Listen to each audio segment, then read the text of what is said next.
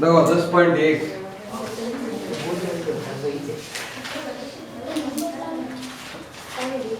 पहला क्वेश्चन, एक वर्ड की कितनी स्पर्श रेखाएं हो सकती है? अनंत। एक वर्ड की कितनी स्पर्श रेखाएं हो सकती है? तो वो क्या होती है? अनंत। या जिसकी कोई गिनती नहीं कर सकते। स्पर्श रेखा है ये वाली, जैसे वहां यहाँ खींच सकते हो, ये यहाँ से खींच सकते हो, यहाँ से भी खींच सकते हो, तो अनंत होगी, जिसकी कोई सीमा नहीं। इतनी रेखाएं हम इतनी स्पर्श रेखा खींच सकते हैं, तो क्या हो जाएगी आपके? अनंत हो जाएगी। खूब सारी संख्या खींच सकते हैं। और अगर ये पूछ ले, इसकी जगह मान लो ये नहीं पूछे और या ये पूछ ले कि एक बिंदु पर कितनी खींच सकते हैं, एक बिंदु पर तो आपके केवल एक ही आएगा। केवल ये बिंदु है तो इस पर केवल एक ही खींच सकते हैं। तो थोड़ा सा तिरछा करोगे तो ये बिंदु यहाँ आ जाएगा, फिर और तिरछा करोगे तो बिंदु यहाँ आ जाएगा। एक बिंदु पर एक ही आएगी। और ये पूछ ले कि वर्त पर कितनी खींच सकते हैं, तो अनंत आ जाएगी। वर्त पर तो बिंदु बिंदु होते हैं, अनंत बिंदु होते हैं, तो अनंत रेखाएं खींच सकते हो। लेकिन ये लिखा आ जाए कि एक बिंदु पर कितनी खींचनी है, तो क्या आएगा? एक। और वर्त पर ऐसा बिंदु का नाम नहीं दिया, इसने केवल यही पूछा है एक वर्त पर कितनी स्पर्श रेखाएं हो सकती है। टेंजेंट क्या है, कितनी है? अगर आपने अनंत दिया, अगर इनफिनिट। सेकंड देखो, सेकंड दे रखा है किसी वर्त की स्पर्श रेखा कितने बिंदुओं को स्पर्श करती है? स्पर्श रेखा कितने बिंदुओं को स्पर्श करती है? एक बिंदु। स्पर्श रेखा कितने बिंदुओं को स्पर्श करती है? एक बिंदु को। जैसे एक बार स्पर्श करेगी तो स्पर्श रेखा है, ये होता है एक बिंदु। और उस बिंदु का नाम क्या है आपके? स्पर्श बिंदु, टेंजेंट पॉइंट, स्पर्श बिंदु। एक ही बिंदु होता है। दूसरा है दो बिंदुओं पर। लो, अगर बिंदु कितने हैं आपके? दो। ये है दूसरे का पहला और ये है आपके दूसरा।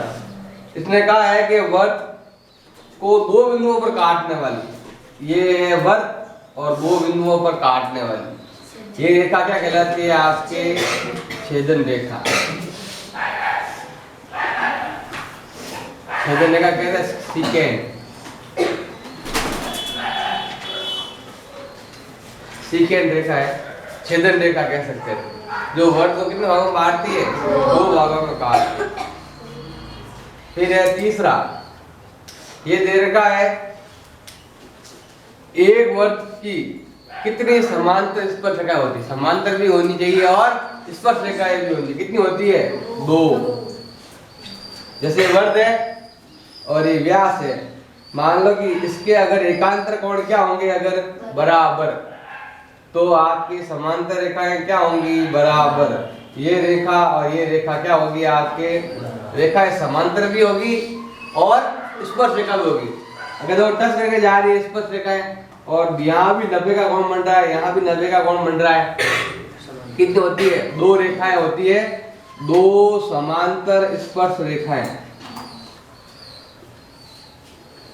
दो समांतर स्पर्श रेखाएं होती है। टू पैरेलल टेंजेंट, दो समांतर स्पर्श रेखाएं। अब है आपके 4, वर्त तथा उसकी स्पर्श रेखा के उभयनिष्ठ बिंदु को क्या कहते हैं? अभी मैंने बताया था, ये वाला स्पर्श बिंदु। क्या कहते हैं हम? स्पर्श बिंदु। कहते हो जाएगा आपके स्पर्श बिंदु, टेंजेंट पॉइंट, स्पर्श बिंदु। मतलब जहाँ वर्त है स्पर्श रेखा दोनों टच होती है, उस बिंदु को क्या कहते हैं? स्पर्श बिंदु कहते हैं, ये वाला। फिर है क्वेश्चन नंबर 3। क्वेश्चन नंबर 3 ये आपके इंपॉर्टेंट है, एग्जाम में आता भी है। इसमें तीन चीजें दी रखी होती है। एक तो होती है केंद्र से दूरी, डिस्टेंस, दूसरा है स्पर्श रेखा, और तीसरी है आपके त्रिज्या। इन तीनों में से एक गायब है, वो करना है आपको ज्ञात। पहले पहचानना है कि उसमें से दूरी कौन सी है, स्पर्श रेखा कौन सी है और त्रिज्या कौन सी है। ऐसा बनाना है। 1 नंबर क्वेश्चन है, सिंपल क्वेश्चन है 1 नंबर का।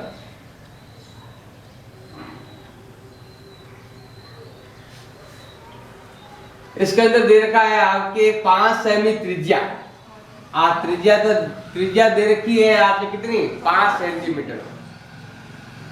एक वर्त के बिंदु P, वर्त पर बिंदु P है, ये रहा वर्त और इसके ऊपर बिंदु है जो कौन सा है आपके P बिंदु। इसका मतलब केंद्र हमेशा O ही रहता है, केंद्र हमेशा क्या होगा, O होगा। और केंद्र में बिंदु उसने कहा तो हो गया आपके P, PQ। तो स्पर्श रेखा PQ, स्पर्श रेखा कहा है तो ये स्पर्श रेखा, इसका नाम क्या है, PQ। तो ये रहा P और ये रहा आपके Q। केंद्र O से जाने वाली, ये रहा केंद्र O से जाने वाली रेखा से बिंदु Q पर इस प्रकार मिलती है कि OQ बराबर 12। ये OQ कितनी है आपके, 12। तो इसने पूछा है PQ की लंबाई क्या है, ये पूछा है, ये करना है हमें याद। ज्यादा का समस्या रहे, मैंने तो जोड़ा याद है, 13 12 5 जोड़ा। 13 12 5 का जो जोड़ा होता है वो कब होता है, जब ये 12 और ये 5 हो। कर्ण हमेशा बड़ी संख्या होती है, तो कर्ण तो उसने पहले दे दिया, तो उसका मतलब संख्या को दूसरी संख्या आएगी आपकी। तो देखो यहाँ 90 डिग्री कोण है, क्योंकि ये त्रिज्या है और स्पर्श रेखा है, इसके अंदर हमेशा कितना त्रिकोण होता है, 90 डिग्री का। तो ये क्या हो गया आपके समकोण त्रिभुज। ये दे रखा कर्ण, ये दे रखा आधार और ये लंब ज्ञात करना है। तो क्या होगा, देखो PQ स्क्वायर बराबर क्या होगा, OQ स्क्वायर माइनस PO या OP स्क्वायर लिखूंगा। ये तो हो गई 12 और ये कितना है, 5। तो 12 का स्क्वायर माइनस 5 का स्क्वायर, 12 का हो जाएगा 144 और इसका हो जाएगा 25, माइनस करो 119। ये तो PQ स्क्वायर है, स्क्वायर हट गया, इधर लग गया आपके स्क्वायर रूट 119। अब क्वेश्चन नंबर 4, इसने कहा एक वर्त लीजिए। तो वर्त बनाए तो कोई भी प्रकार बनाना पड़ेगा, वर्त बनाना पड़े। क्यों वर्त के लिए बनाना, तो फिर वर्त बनाओ किन बनाना है आपने, प्रकार। इसने कहा है दो, एक दी गई रेखा एक समांतर रेखा है और उनमें से एक स्पर्श रेखा हो और एक क्या हो, छेदक रेखा हो। देखो ध्यान दो, यहाँ एक बना दो वर्त का व्यास। इसने पूछा हमें दो रेखाएं खींचनी है, ऐसी रेखाएं हो कि एक तो स्पर्श रेखा और एक क्या हो, छेदन रेखा, और आपस में क्या हो, समांतर भी हो। रेखाएं समांतर भी होनी चाहिए। समांतर मतलब यहाँ खींची दोनों ऐसी होनी चाहिए, दोनों रेखाएं क्या होनी चाहिए आपके, समांतर होनी चाहिए। और एक होनी चाहिए स्पर्श और एक होनी चाहिए छेदन रेखा। मतलब एक तो बिल्कुल टच होकर जानी चाहिए और एक पूरे वर्त को काट कर जानी चाहिए। तो देखो स्पर्श रेखा में हमेशा क्या होता है, पहले तो हम बनाएंगे स्पर्श रेखा, स्पर्श रेखा और ये क्या है आपके त्रिज्या, कितना डिग्री कोण होता है, 90 डिग्री। हम क्या करेंगे, इस प्रकार रखकर यहाँ पर से हम क्या बनाएंगे, 90 डिग्री का कोण। तो ये बनाया हमने 90 डिग्री का कोण। अब बनानी है हमें छेदन रेखा।